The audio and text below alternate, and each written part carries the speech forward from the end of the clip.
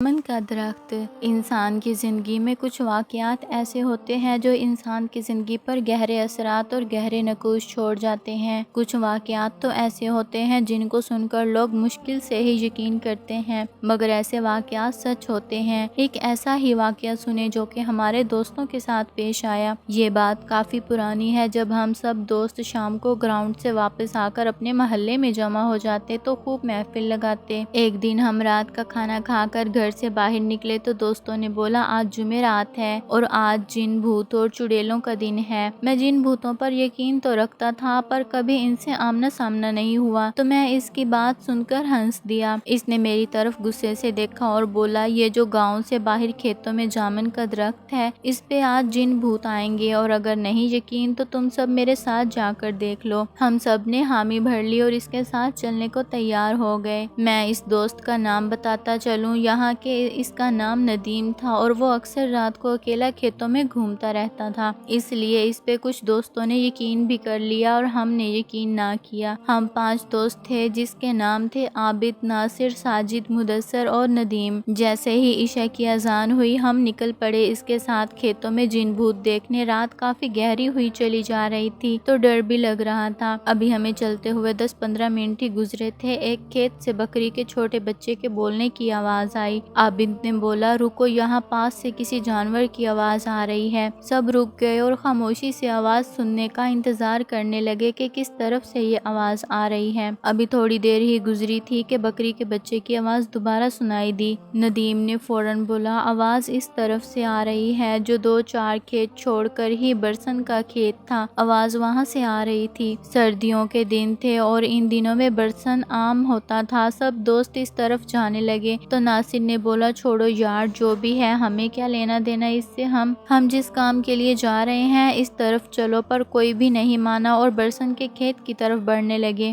سبھی وہاں جا کر دیکھا تو ایک چھوٹا سا بکری کا بچہ وہاں کھیت میں بیٹھا ہوا تھا اور ہم میں سے کوئی کچھ بولتا اس سے پہلے ہی ندیم نے کہا لگتا ہے جو یہاں بکریاں چروانے والا آتا ہے ان کا رہ گیا ہوگا، اس کو اٹھا لو صبح پتہ لگا کر واپس کر دیں گے۔ سب نے اس کی بات سے اتفاق کیا اور ایسا ہی کیا۔ اس کو ہم نے اٹھا لیا اور اپنی منزل کی جانب بڑھنے لگے۔ رات کافی گہری ہوئی چلی جا رہی تھی اور ہمارے ڈر میں مزید اضافہ بھی ہو رہا تھا کیونکہ کھیتوں میں طرح طرح کے جانوروں کی آوازیں آ رہی تھیں۔ مدثر نے بولا یار ہم کو واپس جانا چاہیے، آگے بہت خطرہ ہے۔ سب اس پہ ہنسنے لگے اور اس کو ڈرپوک کہنے لگے۔ خیر وہ خاموشی سے ان کے ساتھ چلتا رہا۔ پھر راستے میں ہمیں سیٹی کی آواز آنا شروع ہو گئی۔ سب رک گئے اور ایک دوسرے کی طرف دیکھنے لگے۔ ڈر سب کے چہرے سے صاف نظر آ رہا تھا پر کوئی بھی یہ نہیں چاہتا تھا کہ ہم واپس جائیں اور اللہ کا نام لے کر اس جامن کے درخت کی طرف بڑھنے لگے۔ ابھی تھوڑی دیر ہی گزری تھی کہ ہمیں چلتے ہوئے تو سامنے ہی وہ درخت نظر آ گیا اور ہم سب دوست